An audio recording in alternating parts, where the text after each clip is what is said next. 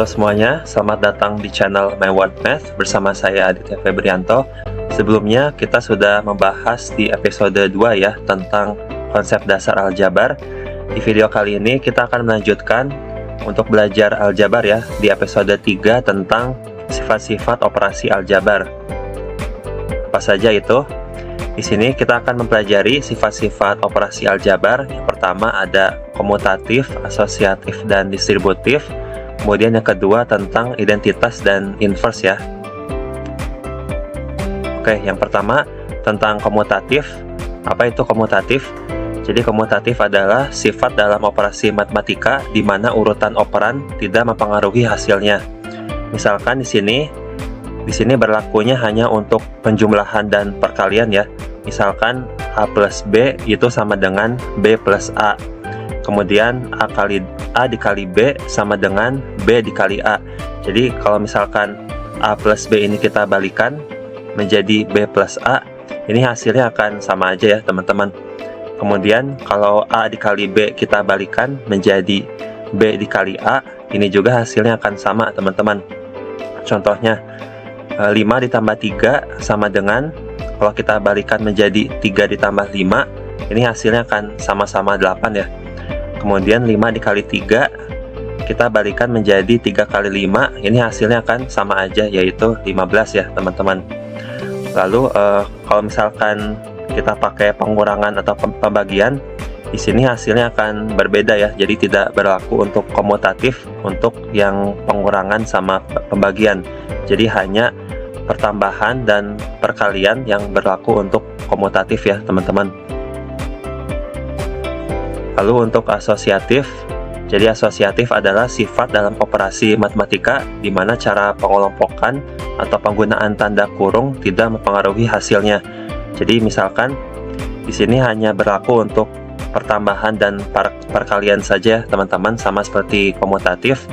Misalkan di sini A plus B plus C ini sama dengan A plus B plus C, di mana awal posisi kurungnya itu ada di A plus B. Nah, di sini pengelompokan kurungnya kita pindahkan menjadi dalam B plus C. Nah, di sini penjumlahannya akan menghasilkan hasil yang sama seperti itu. Jadi A plus B ini awal kurungnya, lalu pengelompokan kurungnya kita pindahkan ke B plus C. Jadi hasilnya akan sama aja seperti itu. Lalu di sini berlaku juga untuk perkalian. Jadi di sini dalam kurung A dikali B dikali C sama dengan A dikali kurungnya kita pindahkan menjadi dalam B kali C.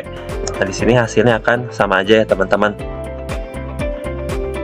Di sini tidak berlaku juga untuk pengurangan sama pembagian ya, sama seperti komutatif. Jadi hanya untuk perkalian sama pertambahan ya teman-teman.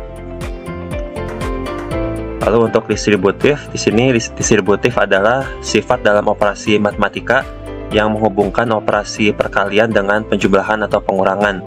Misalkan di sini A dikali B plus C ini sama dengan kita melakukan perkalian menjadi A dikali B plus A dikali C ya teman-teman. Lalu untuk pengurangannya A dikali B dikurangin C. Di sini sama dengan A dikali B dikurangin A dikali C ya teman-teman. Contohnya di sini ada 5 dikali dalam kurung 3 ditambah 2. Nah, di sini sama dengan 5 dikali 3 ditambah 5 kali 2 ya teman-teman. Lalu juga untuk pengurangan seperti itu.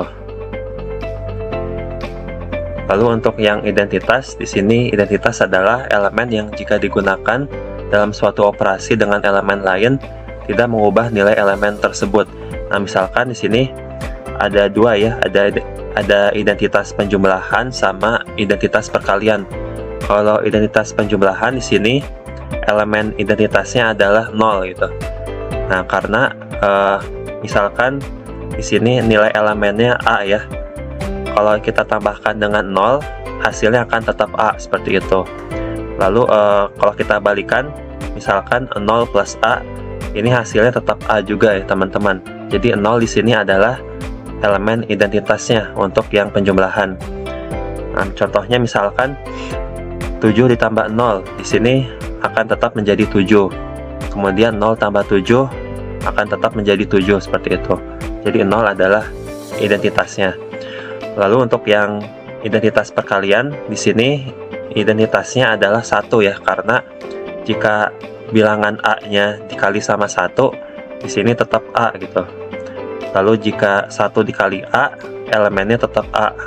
Jadi identitasnya 1 untuk perkalian. Contohnya 10 dikali 1 tetap 10. 1 dikali 10 hasilnya tetap 10 seperti itu. Lalu untuk yang inverse adalah elemen yang jika digunakan dalam suatu operasi dengan elemen lain menghasilkan elemen identitas. Nah, contohnya di sini untuk inverse penjumlahan, inverse dari A-nya adalah minus A. Nah, karena kalau A ditambah minus A, di sini menghasilkan elemen identitas yaitu 0 ya. Nah, jadi A ditambah minus A menjadi 0, kembali ke identitasnya. Nah, contohnya 7 ditambah minus 7 di sini menghasilkan identitas 0 ya, seperti itu. Kemudian untuk yang inverse perkalian, di sini inverse dari A-nya adalah 1 per A, karena identitas perkalian itu kan nilainya 1 ya. Jadi A dikali 1 per A menghasilkan 1. Jadi inverse dari A itu adalah 1 per A ya teman-teman. Contohnya 10 itu inverse-nya 1 per 10, karena 10 dikali 1 per 10 menghasilkan identitas 1 untuk perkalian, seperti itu. Nah, lalu untuk video selanjutnya di sini kita akan membahas untuk episode keempat ya, tentang penyederhanaan bentuk aljabar. Di sini ada tentang menyatukan suku sejenis dan juga untuk menyederhanakan bentuk aljabar, seperti itu. Ini akan dijelaskan secara detail di video selanjutnya ya teman-teman. Oke, sekian pembahasan untuk episode 3 kali ini. Semoga bermanfaat ya teman-teman.